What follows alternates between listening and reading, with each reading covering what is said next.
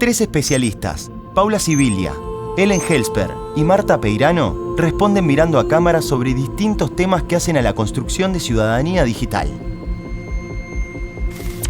Inclusión digital.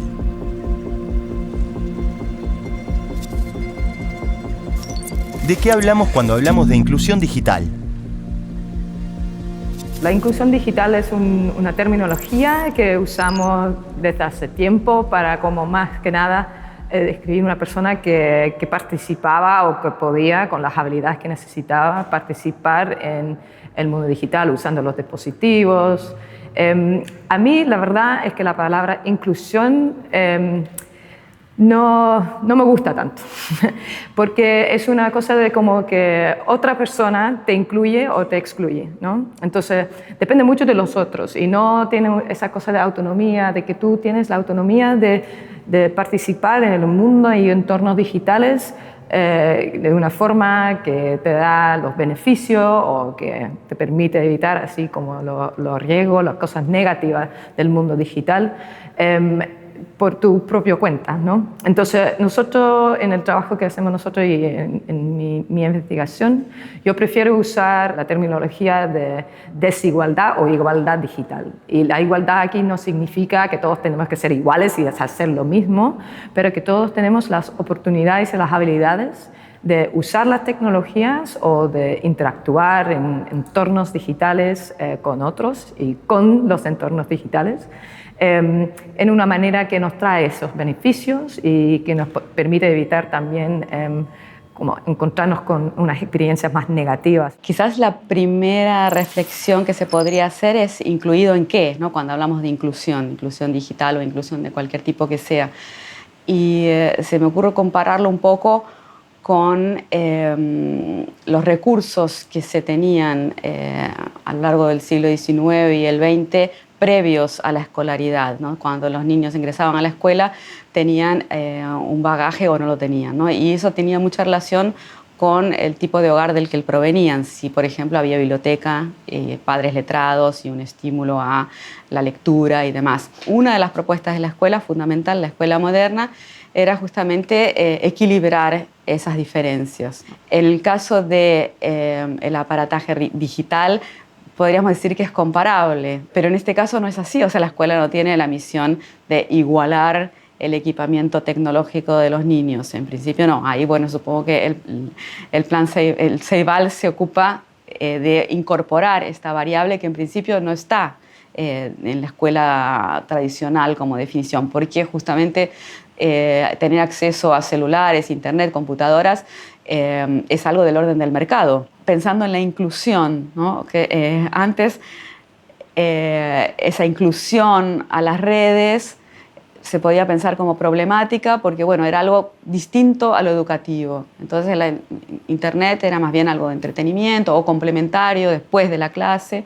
Y en el último tiempo, en los últimos 2 o 3 años, quedó claro que internet y celulares, computadoras, toda esta parafernalia digital es fundamental para poder tener acceso a un montón de cosas, entre ellas la educación. Entonces se transformó en parte de la ciudadanía. ¿Cuáles son los factores clave que se ponen en juego? Hay varios factores que determinan la inclusión digital. Uno de ellos, evidentemente, es la conexión a la red. Tener conexión a Internet es imprescindible para poder participar. La segunda es la habilidad para utilizar las herramientas que nos conectan a la red y las herramientas que nos conectan a los distintos sistemas que propone la administración o los organismos de la vida pública. Estos dos son las claves fundamentales, pero luego hay otras claves de atención, de idioma, de todos los factores que se convierten en obstáculos a la hora de poder atravesar, por ejemplo, una interfaz o una burocracia administrativa. Además, hay un factor que determina nuestra relación con la tecnología, que es definir qué clase de conexión tenemos, qué clase de terminal utilizamos para conectarnos y qué clase de sistema operativo vamos a utilizar. Entonces, la posibilidad de elegir todos esos factores para adaptarlos a nuestras necesidades es crucial. No tener acceso a una computadora o a un terminal conectado a la red que podamos manejar de forma fluida es un obstáculo a la hora de participar en la vida pública y a la hora de defender los derechos de las personas. Bueno, se me hace inevitable pensar, aludir a las clases sociales, como se decía antiguamente, ¿no? Diferencias socioeconómicas que en Uruguay quizás un poco menos, pero en América Latina de un modo general son abismales las diferencias sociales, socioeconómicas. Y por lo tanto, aún si imagináramos un escenario hipotético en el cual toda la población pudiera tener acceso a estos artefactos, evidentemente el uso que cada uno pudiera hacerlo, los beneficios que cada uno puede obtener al usar estas herramientas son muy distintas. Lo importante es entender que no es tanto la edad, sino la circunstancia en que viven y crecen las personas que les permite o no interactuar en el mundo digital de una forma positiva, ¿no? Es, por ejemplo, el nivel de educación o la existencia de redes de apoyo social en usar las tecnologías, de entender de lo que se trata, cuál sea el impacto en su vida, en su bienestar. Y lo que vemos que, por ejemplo, dentro de familias que viven en circunstancias más desavantajadas, que hay más similitud entre los papás y los hijos que casi diferencias, ¿no?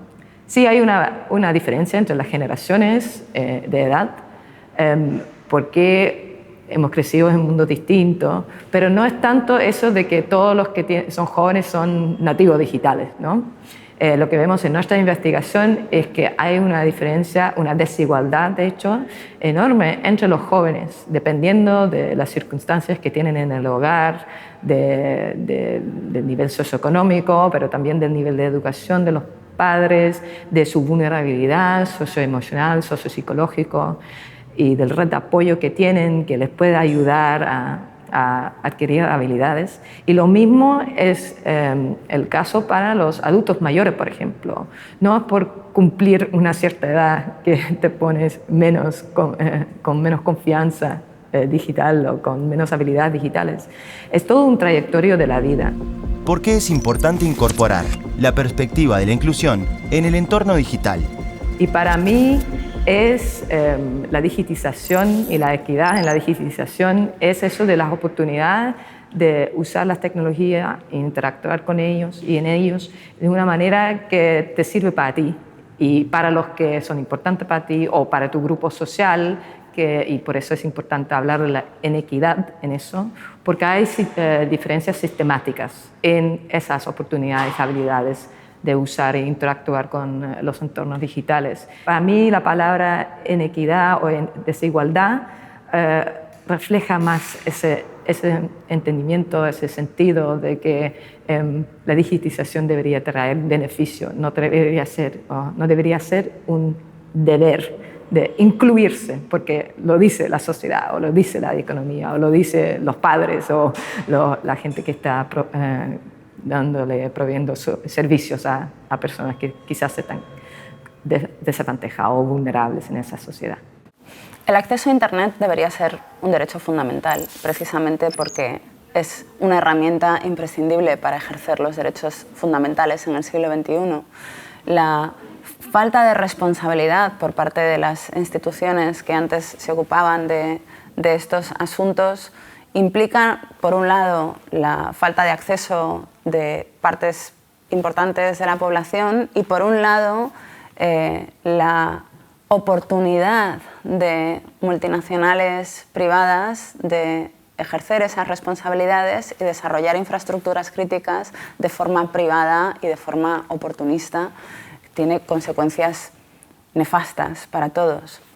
Esta pregunta por las diferencias socioeconómicas o de clase, en fin, de acceso a este nuevo espacio público que sin duda es un espacio público, ¿no?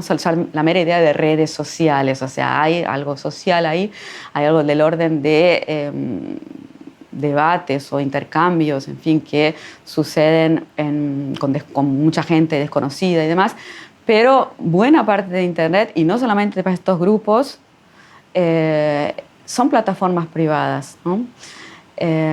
Entonces todo eso creo que hay que tenerlo en cuenta, ¿no? Es difícil pensar maneras de intervenir en esta situación tan desigual y tan incontrolable, ¿no? Porque son empresas poderosísimas que han creado espacios públicos extremadamente privados, ¿no? Es una paradoja porque quizás incluso el vocabulario moderno ya es insuficiente, ¿no? Un espacio público, pero que es privado, y es que es sumamente privado, que es propiedad de un millonario, digamos así, ¿no? Es propiedad de un millonario.